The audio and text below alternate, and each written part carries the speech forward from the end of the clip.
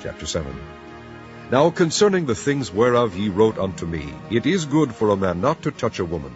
Nevertheless, to avoid fornication, let every man have his own wife, and let every woman have her own husband. Let the husband render unto the wife due benevolence, and likewise also the wife unto the husband. The wife hath not power of her own body, but the husband, and likewise also the husband hath not power of his own body, but the wife. Defraud ye not one the other, except it be with consent for a time, that ye may give yourselves to fasting and prayer, and come together again, that Satan tempt you not for your incontinency.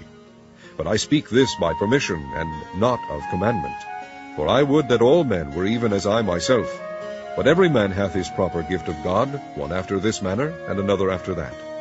I say therefore to the unmarried and widows, it is good for them if they abide even as I. But if they cannot contain, let them marry, for it is better to marry than to burn. And unto the married I command, yet not I, but the Lord, let not the wife depart from her husband.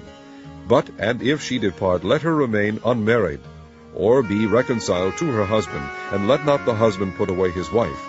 But to the rest speak I, not the Lord, if any brother hath a wife that believeth not, and she be pleased to dwell with him, let him not put her away. And the woman which hath an husband that believeth not, and if he be pleased to dwell with her, let her not leave him. For the unbelieving husband is sanctified by the wife, and the unbelieving wife is sanctified by the husband, else were your children unclean, but now are they holy. But if the unbelieving depart, let him depart. A brother or a sister is not under bondage in such cases, but God hath called us to peace. For what knowest thou, O wife, whether thou shalt save thy husband? Or how knowest thou, O man, whether thou shalt save thy wife? But as God hath distributed to every man, as the Lord hath called every one, so let him walk. And so ordain I in all churches. Is any man called being circumcised? Let him not become uncircumcised. Is any called in uncircumcision? Let him not be circumcised. Circumcision is nothing, and uncircumcision is nothing, but the keeping of the commandments of God. Let every man abide in the same calling wherein he was called. Art thou called being a servant? Care not for it, but if thou mayest be made free, use it rather. For he that is called in the Lord, being a servant, is the Lord's free man. Likewise also he that is called being free, is Christ's servant. Ye are bought with a price. Be not ye the servants of men. Brethren, let every man, wherein he is called, therein abide with God. Now concerning virgins I have no commandment of the Lord, yet I give my judgment, as one that hath obtained mercy of the Lord, to be faithful. I suppose therefore that this is good for the present distress, I say, that it is good for a man so to be. Art thou bound unto a wife? Seek not to be loosed. Art thou loosed from a wife? Seek not a wife. But, and if thou marry, thou hast not sinned, and if a virgin marry, she hath not sinned. Nevertheless, such shall have trouble in the flesh, but I spare you. But this I say, brethren, the time is short. It remaineth that both they that have wives be as though they had none, and they that weep as though they wept not, and they that rejoice as though they rejoiced not, and they that buy as though they possessed not, and they that use this world as not abusing it, for the fashion of this world passeth away. But I would have you without carefulness.